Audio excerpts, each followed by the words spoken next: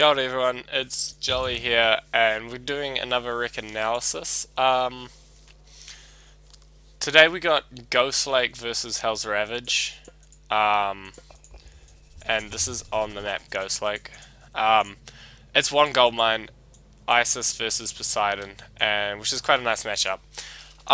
This was played in the Ragnarok series, which is the ongoing tournament, and I think yeah, this was quarterfinal, so this has put Ghostlake, because Ghostlake won this 2-1 in the end, um, through into the semi-finals, but they're doing some sort of final four round robin type deal, I don't know.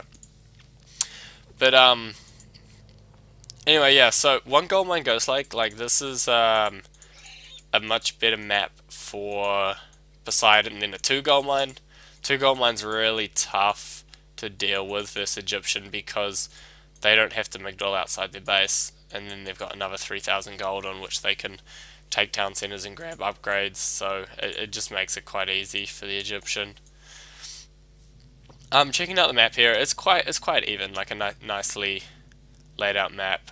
The hunt's slightly in Ghostlake's favor, but still Hells has enough that with goats, like you can pretty much you're doing everything you'd want to be doing anyway.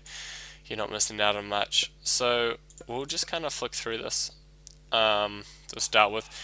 And so today, kind of the theme is when you do a strategy that when you I don't know how to word this. When you do a strategy, you got to stick to it. Is kind of the key thing.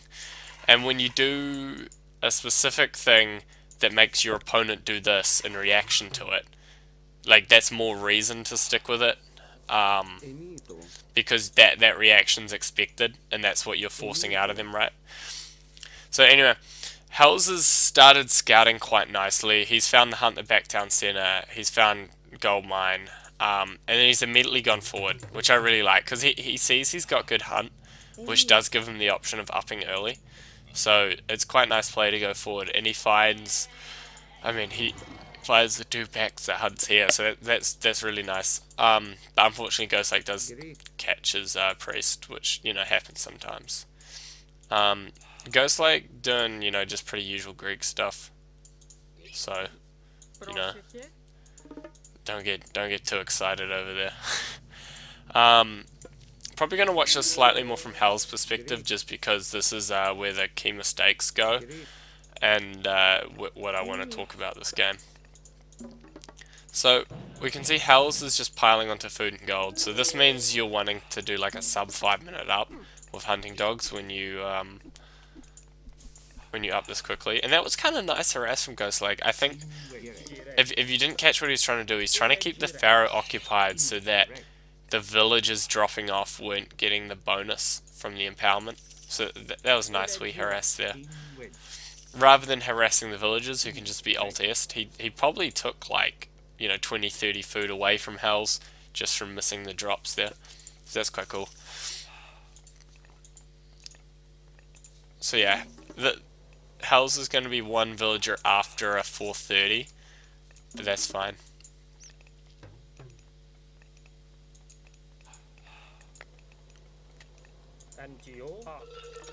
Okay, so this is the first thing Hells does, is he prosperities to get lots of priests out, which is fine, nothing wrong with that.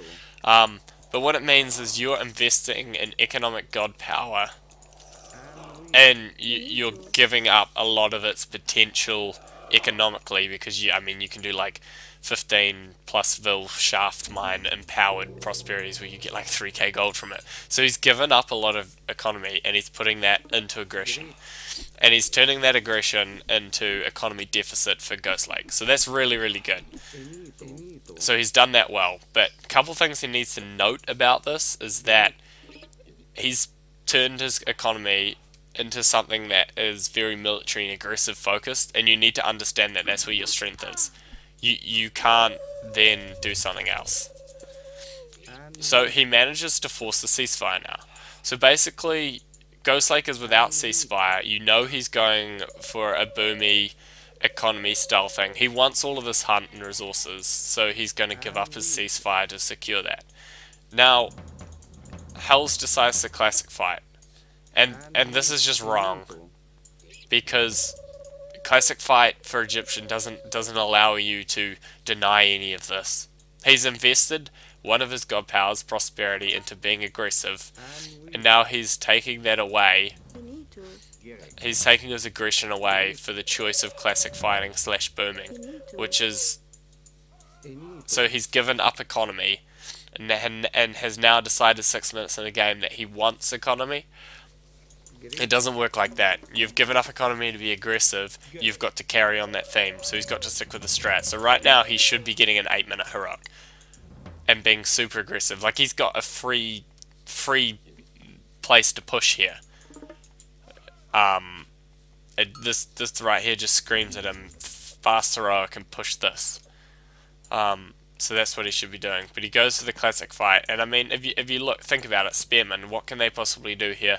For till about 12 minutes in the game, when Ghostlake goes for the second gold mine, which is a lot of time, like for an army, especially Egyptian, where your classic fight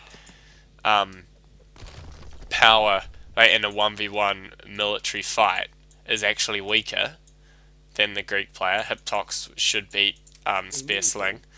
So there's a lot of time for Ghostlake to utilize a military advantage on nothing that can be pushed off of him.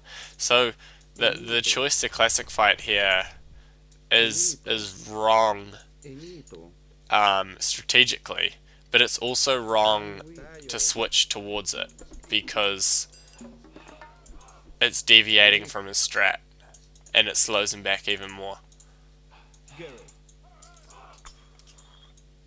And this puts Hells in a pretty rough position. We can see the score, just watch the score slowly tick away here.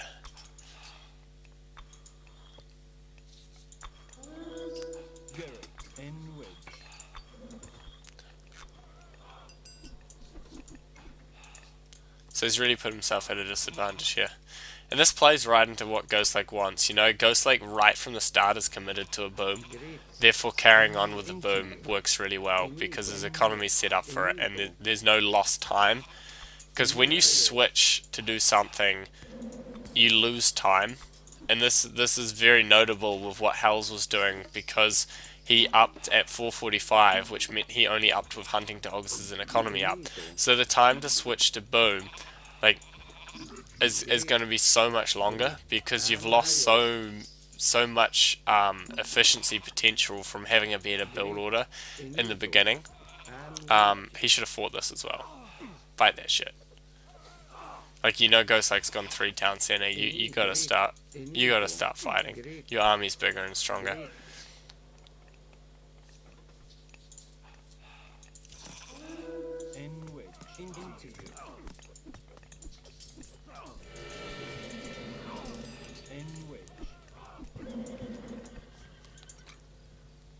And I mean, you know, Eclipse was alright, but he needed to get this town center immediately. And Ghostlake manages to stop that. Like, I don't know why Hells was doing that. He should have just, like, ran his army over to this town center and then outright fought him there and then eclipsed. And now he's just going to lose half his army running away because it's slower.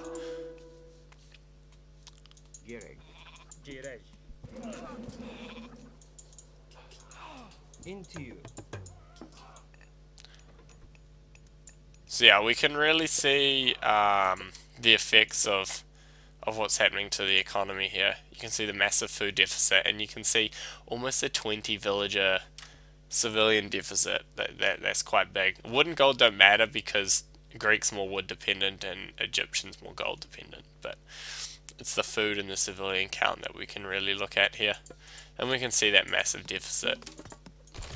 Just purely, like, if Hells had gone for a 2 town center straight off the bat, he would be matching Ghostlake's economy. Not saying it's fully correct to do that, but at least at 12:49 in the game, if he had taken a town center straight away to 12:49 in the game after priest rushing and having no economy ups when he advances, you're going to be in a much better position if you'd taken that TC straight away. And Ghostlake's going to get a 13-minute heroic of 3 town centers. Like, this is just absolute pure beast mode macro. It's so good. And he's going to be taking a 4th town center pretty soon.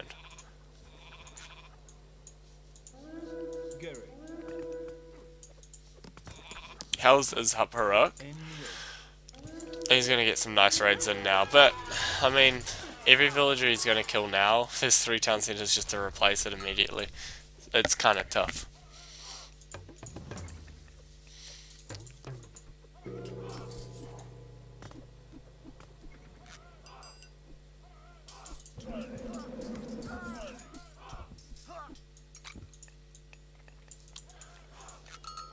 And basically, once you're 4v2 town center in any form of Greek and Egyptian combination, whether it's Egyptian, Greek, Egyptian, you're really stuffed. It's so hard to come back from that. Especially when you've both played the same idea. Like, if Hells had just... say Hells had gone like 2 town center fast mythic, and he was going to have like a massive power spike in mythic with like 3 catapults, then you can take that like 4th town center back. But when you both do the same strategy and you end up 4v2 town center, you don't... it's like a mirror matchup, right? That's the best way to describe it. When you do the same strategy, it's essentially a mirror matchup in what you're both trying to achieve. So they're both trying to achieve, you know, economy / map control. And you've both done the same thing, so you both essentially have the same counterplay. And if we were to look at like a mirror matchup and say it was like a Ra mirror, and one Ra player got a back gold mine, and you both do the same strategy, it's like, well, the guy with the back gold mine's gonna win, isn't he? Because he's got more gold. So this is like a mirror matchup to some degree. So he doesn't have anything different from Ghostlake to abuse the 4v2 town center situation, because they've both been following each other. So that's ultimately he's just lost now. You know, Ghostlake would have to do something completely retarded, and I don't know how Hells would ever come back with such a weak economy.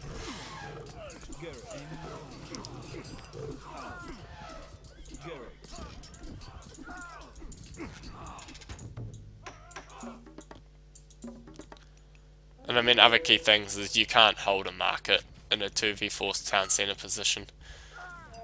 I mean, like, for starters, Egyptian do rely on mercs to make up for the military disadvantage and population disadvantage. And if you can't merc to your trade, then you're kind of stuffed. And so yeah, that's well played out by Ghostlake. You know, he stuck to a strategy, stuck with it, and he saw that Hell's goofed, and he made use of that. Nice, methodical, safe playstyle to close out the game. And that's going to be GG there. We'll see Hell's resigning any second now.